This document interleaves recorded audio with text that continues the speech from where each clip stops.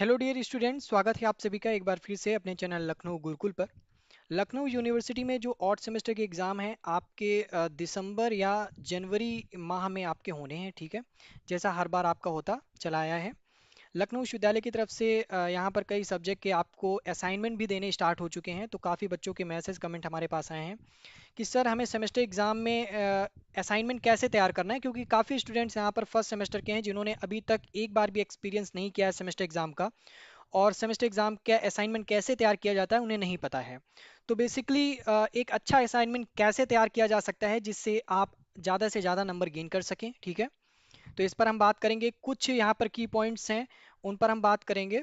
तो उसी को ध्यान में रखते हुए पूरी वीडियो है, वीडियो को लास्ट तक जरूर वॉच कीजिएगा। अगर आप चैनल पे नए हैं और लखनऊ विश्वविद्यालय से सेमेस्टर एग्जाम की प्रिपरेशन करना चाहते हैं तो हमारे चैनल को सब्सक्राइब कर लें और बेल आइकन को प्रेस कर लीजिएगा ताकि कोई भी नोटिफिकेशन या अपडेट अगर लखनऊ विश्वविद्यालय से रिलेटेड है सेमेस्टर एग्जाम की तो आपसे मिस ना हो सके। ठीक है, तो चलिए स्टार्ट करते हैं वीडियो। असाइनमेंट तैयार करते समय सबसे महत्वपूर्ण बात आपको ध्यान रखनी है कि आपको जिस पेपर पर असाइनमेंट बनाना है वो आपका A4 साइज पेपर होना चाहिए, यानी कि यूज A4 साइज पेपर्स, ठीक है। कोशिश करिएगा कि आप लोग A4 साइज पेपर जो मार्केट में आपके अवेलेबल हो जाते हैं आसानी से उन पे कीजिए। A4 साइज पेपर आपके ब्लैंक पेपर होते हैं, ठीक है। इनमें कोई भी लाइन यहाँ पर नहीं बनी होती है, एकदम वाइट पेज होता है। तो इस पर आपको अपना असाइनमेंट तैयार करना है। और सबसे बड़ा डाउट बच्चों का यही है, यही क्वेश्चन आ रहा है कि कितने पेजेस लिखने हैं, ठीक है। तो मैं आपको बता दूं कि वो कंटेंट के हिसाब से होता है कितने पेजेस हैं, कैसा आपको टॉपिक मिला है, ठीक है, उस पर है। लेकिन ध्यान रखिएगा मैक्सिमम अगर देखा जाए 10 से 12 पेज आपके इनफ होते हैं। लेकिन टीचर्स जब आपको असाइनमेंट देंगे तो आपको जनरली बता भी देते हैं कि कितने पेज का लिखना है। कहीं पर आपको 6 या 7 पेज का ही लिखने को बोल देते हैं, ठीक है। तो ऐसे, और कहीं कहीं मैंने सुना है बच्चे कहते हैं कि सर ने बोला है कि भले ही आप 4 पेज लिखो लेकिन कंटेंट कहीं से कॉपी मत करना, अपना ही कंटेंट उस टॉपिक पर लिखना, ठीक है। तो वो तो टीचर्स के ऊपर डिपेंड है कि कितना आपको बता देंगे जब असाइनमेंट देंगे, वरना आप मैक्सिमम यहाँ से 10 से 12 पेज आपके लिए इनफ हैं असाइनमेंट लिखने के लिए। लेकिन कोशिश करिएगा कि A4 साइज जो पेपर हैं आप लोग उन्हीं का इस्तेमाल कीजिएगा। अब नेक्स्ट पॉइंट जो आपको ध्यान रखना है कि जो आपका A4 साइज पेपर है, वन पेपर वन साइड का रूल आपको फॉलो करना है। यानी कि एक पेपर में आपके टू साइड्स होती हैं, ठीक है। तो आपको वन साइड ही लिखना है, ठीक है। यानी एक पेपर पे आपको एक तरफ ही लिखना है, दूसरी तरफ आपको नहीं लिखना है, ठीक है। वन पेपर वन साइड, एक साइड ही आपको यहाँ पर लिखना है। ये चीज बहुत इंपॉर्टेंट है, आप लोग ध्यान में रखिएगा, क्योंकि असाइनमेंट तैयार करने का सही तरीका है कि एक पेपर पे आप लोग एक साइड ही लिखें। नेक्स्ट इंपॉर्टेंट पॉइंट है कि try not to use multiple colours pen. आप लोगों को रंग बिरंगे पेन का इस्तेमाल नहीं करना है। अगर जनरली अगर देखा जाए आप लोगों को, तो यहाँ पर जो आपका ब्लैक पेन आता है और ब्लू पेन आता है उसका ही आप लोग इस्तेमाल करेंगे। रेड पेन का तो आप लोग इस्तेमाल करेंगे ही नहीं, ठीक है। ध्यान रखिएगा, रेड पेन का आपको इस्तेमाल नहीं करना है, ब्लैक एंड ब्लू पेन का इस्तेमाल करना है। और ज़्यादा कलर्स के पेन आपको यूज़ करने नहीं है, ग्रीन रेड, बस ब्लैक और ब्लू।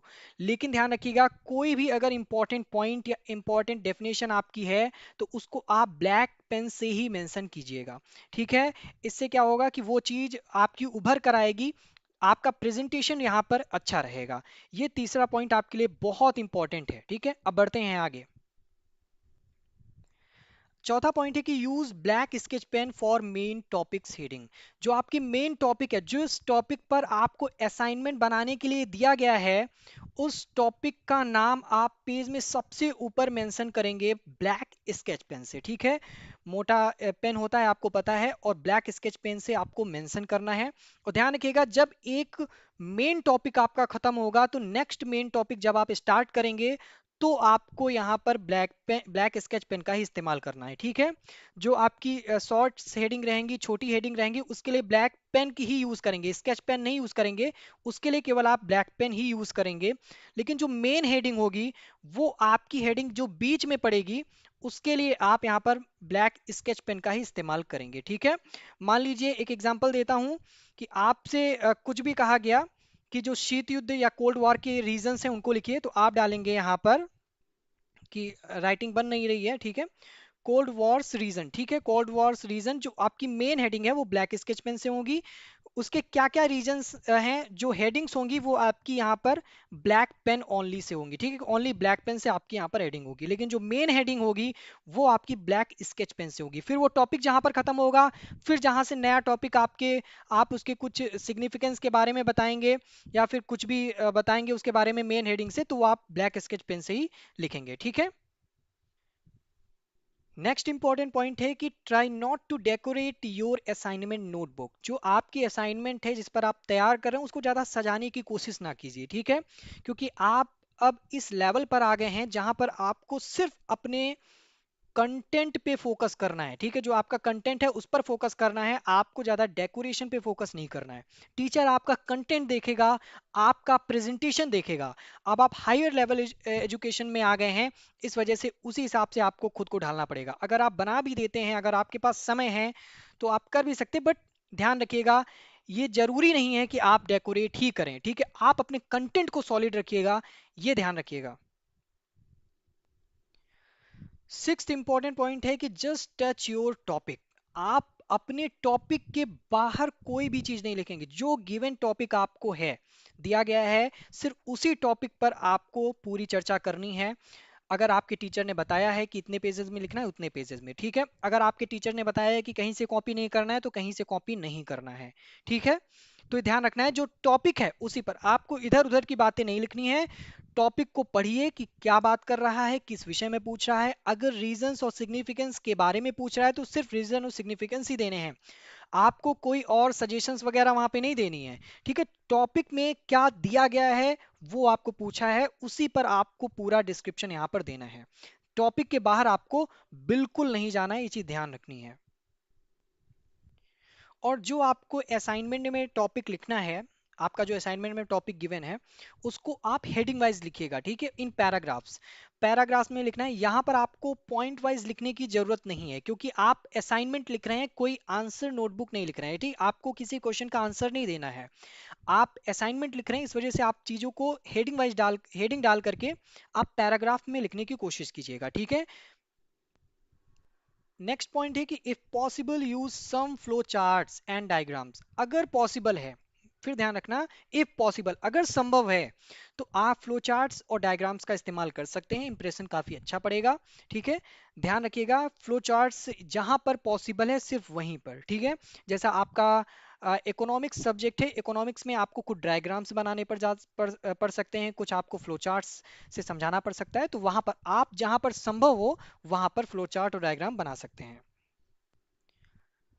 और अगला पॉइंट जो अक्सर बच्चे यहाँ पर गलती करते हैं कि don't try to fill up the pages only. सिर्फ पेजेस भरने के उद्देश्य से आपको असाइनमेंट नहीं तैयार करना है, समझे।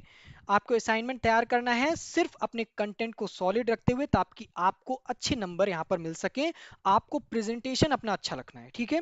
अगर मान लो कि असाइनमेंट आपने यहाँ पर 18 से 20 पेज का भी बना दिया, ठीक है, आप एक्सेसिव लेवल पर चले गए, 18 से 20 पेज का बना दिया, लेकिन आपने बहुत दूर दूर लिखा है, तो इसका कोई फायदा है नहीं। मैं फिर कह रहा हूं, टीचर समझ जाएगा देख के कि आपने कैसा पेपर यहाँ पर तैयार किया है। हालांकि लाइट चली गई है, कोई बात नहीं, आपको स्क्रीन अच्छे से दिख रही होगी।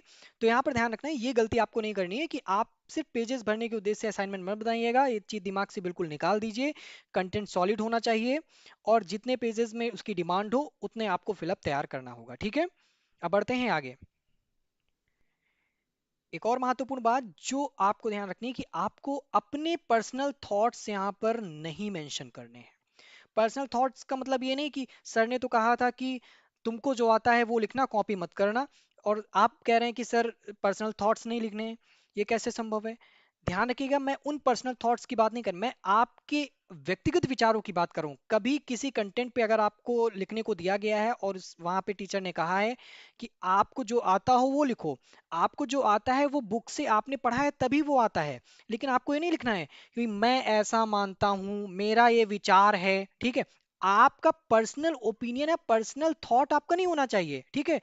आपने किसी भी थॉट का यहाँ पर अभी पेटेंट नहीं पब्लिश करवाया है, इस चीज को ध्यान में रखना है। यानी कि कुल मिला के इतना समझो कि आपको अपने पर्सनल थॉट्स नहीं लिखने हैं कि प्लेटो ने ऐसा कहा था लेकिन मेरा भी ऐसा विचार है कि ये ऐसा होना चाहिए, राज्य की उत्पत्ति ऐसे होती। आपके विचार से राज्य की उत्पत्ति नहीं होगी, तो प्लेटो का विचार है, आप उसको अपने वर्ड्स में लिखो, टीचर का कहने का मतलब है कि आप अपने वर्ड्स में लिखो, लेकिन अपने ओपिनियन से ना लिखो। समझ गए मेरी बात? आप अपना विचार मत लाओ, लेकिन बट आप अपने वर्ड्स का इस्तेमाल करो। टॉपिक वही रहना चाहिए, आपको अपने वर्ड्स में लिखना है। मेरी बात समझ में आई? अगला इंपॉर्टेंट टॉपिक है give conclusion in the last of your assignments topic. जब आपका असाइनमेंट पूरा हो जाए, जब पूरा टॉपिक लिख लें, तो एक उसका कंक्लूजन यानी निष्कर्ष भी आपको अंत में देना पड़ेगा। ठीक है, दे दीजिएगा, ज़्यादा अच्छा रहेगा, इंप्रेशन अच्छा रहता है, ताकि टीचर्स जो है, जो आपका एग्जामिनर है, जो आपके असाइनमेंट चेक कर रहा है, वो उसको ज़्यादा मशक्कत ना करनी पड़े। हाँ, समझ जाए कि टीचर बच्चे ने यहाँ पे कंक्लूजन भी साथ में दिया है। ठीक है, जब पूरे टॉपिक पर आपका पूरा कंटेंट तैयार हो जाएगा, मतलब आपको जो टॉपिक दिया गया था उस पर आपने पूरे यहाँ पर जो कंटेंट था वो लिख लिया है, उसके बाद आपको एक नीचे लाइन खींचनी है। ठीक है, एक लाइन ड्रॉ करनी है जहां से पूरा आपका कंटेंट समाप्त होता है। उसके नीचे भी आपको कुछ लिखना है। क्या लिखना है? After date mention your reference sources from where you take topics content. ध्यान रखिएगा, ये काफी अच्छा और काफी इंप्रेसिव रहेगा अगर आपके लिए एकदम लास्ट में आप लिखते हैं कि जहां जहां से आपने कंटेंट को उठा करके असाइनमेंट में रखा है, जिन जिन सोर्सेज से, जिस बुक का आपने इस्तेमाल किया है अपने दिए गए टॉपिक को ढूंढने के लिए, जिस वेबसाइट से आपने लिखा है, उसका नाम अगर आप मेंशन कर देंगे तो अच्छा यहाँ पर एक जो इम्प्रेशन है वो टीचर पे पड़ेगा। वो जान जाएगा कि बहुत ही ईमानदारी के साथ आपका कंटेंट लिखा गया है। ठीक है, हाँ, अगर टीचर ये कहता है कि आपको अपने वर्ड्स में ही लिखना है, तब तो आपको अपने वर्ड्स में ही लिखना है। लेकिन अगर आपको ऑप्शन में है कि अगर आप अपने जहां से भी पाओ सोर्सेस, जिन सोर्सेस से आपको असाइनमेंट तैयार करना है वहां से लिखना है, तो कोशिश करिएगा जिन जिन सोर्सेस से आपने उस असाइनमेंट को तैयार किया हो, उन सोर्सेज का नाम आप जरूर मेंशन कर दीजिएगा रेफरेंस सोर्सेज के तौर पे। ठीक है, ये बहुत इंपॉर्टेंट और बहुत ही इंप्रेसिव पॉइंट है, आप इसको भूलिएगा मत। लास्ट और मोस्ट इंपॉर्टेंट पॉइंट है आपका कि whatever topic is given to you just prepare it thoroughly for your presentation. यानी कि जो भी टॉपिक आपको दिया गया है, ठीक है, उस टॉपिक पर आपने असाइनमेंट तैयार किया है, उसको सिर्फ आप लिख करके जाकर प्रेजेंट करो, यही काफी नहीं है। आपको उसका नॉलेज होना चाहिए, ऐसा नॉलेज होना चाहिए ताकि आपसे प्रेजेंटेशन, जिसको आप लोग वाइवा से के रूप में जानते हो, जब आप प्रेजेंटेशन देने जाएं तो उसके बारे में आपको अच्छी नॉलेज होनी चाहिए। जो भी क्वेश्चन टीचर आपसे करे, आप उसका आंसर बस जस्ट आप दे दें। ठीक है, तो ये आपको ध्यान रखना है कि जो भी टॉपिक है उसको सिर्फ लिख करके छोड़ नहीं देना है, उसके बारे में तैयारी करनी है, अच्छे से प्रेजेंटेशन तैयार करना है। एक एक क्वेश्चन का आंसर आपको पता होना चाहिए उस टॉपिक से रिलेटेड। तो ये कुछ इंपॉर्टेंट पॉइंट्स थे जो बेस थे कि कैसे आपको यहाँ पर असाइनमेंट तैयार करना है। तो जितने भी पॉइंट्स बताए हैं, आई होप कि आप इन्हें फॉलो करेंगे और एक अच्छा असाइनमेंट विद प्रेजेंटेशन तैयार करके आप जाएंगे और अच्छे मार्क्स वहां पर गेन करेंगे। ठीक है, इन्हीं अच्छी शुभकामनाओं के साथ हमारे साथ जुड़ने के लिए आप सभी का बहुत बहुत धन्यवाद। मिलते हैं नेक्स्ट वीडियो में।